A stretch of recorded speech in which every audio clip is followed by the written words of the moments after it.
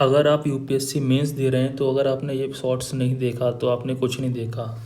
जैसे कि UPSC mains आने वाला है तो आपको कंटेंट से ज़्यादा स्ट्रक्चरिंग पे ज़्यादा ध्यान देना होगा, स्ट्रक्चरिंग पे, क्योंकि कंटेंट इतना ज़्यादा इम्पोर्टेंट नहीं होगा अगर आपका स्ट्रक्चर्ड वे में आंसर नहीं होगा। तो स्ट्रक्चर्ड कैसे बनाए, इंट्रो, बॉडी, कंक्लूजन, ये बात हमेशा ध्यान रखो। ये 3 फॉर्मेट में आपको आंसर लिखना है।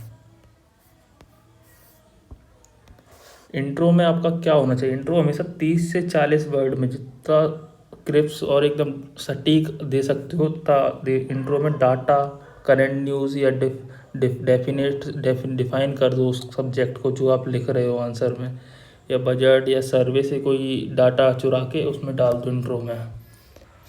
मोस्ट इम्पोर्टेंट होता है कि बॉडी आपने कैसा लिखा है। इंट्रो तो लिख दिया, बॉडी अगर आपको पार्ट्स में लिखनी है क्वेश्चन की डिमांड के अकॉर्डिंग, जैसे आपके क्वेश्चन में 5-6 2-3 चीज़ें पूछी गई हैं तो उसी के अकॉर्डिंग आपको क्वेश्चन में 2-3 हेडिंग बना के उसके पॉइंट से लिखने हैं।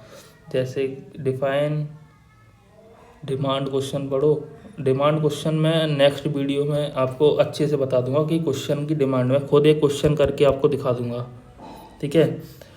और आपको बॉडी अगर आपको स्ट्रॉन्ग करनी है तो थोड़े से डाटा याद कर लो, स्कीम से याद कर लो, फ्लेक्सिक स्कीम, एसडीजी से याद कर लो, वुमेन रिलेटेड कुछ याद कर लो, डाटास वगैरह। एसडीजी अगर आप कोड करेंगे तो आपको एक्स्ट्रा एज मिलेगा।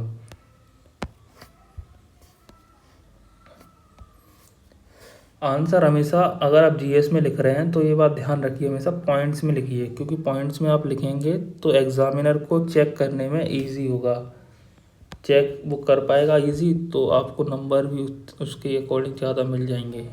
और ऑप्शनल अगर आप लिख रहे हैं, ऑप्शनल में आप अपने अकॉर्डिंग चूज़ कर लीजिए। जैसे पीएसआई और ऑप्शनल मेरा है तो मैं उसमें हमेशा मैं कुछ जैसे पॉइंट्स में लिखता हूँ, कुछ पैरा में लिखता हूँ, तो आप अपने अकॉर्डिंग देख लीजिएगा। और कंक्लूजन में हमेशा पॉजिटिव वे में ख़त्म करना है, एंड एसडीजी स्कीम या 40 वर्ड में ख़त्म कर देना है। तो ये रहा आपका। Thanks for watching. अगली वीडियो में मैं आपको नेक्स्ट वीडियो में मैं आपको क्वेश्चन एक सॉल्व करके दिखाऊंगा आपको मेंस का।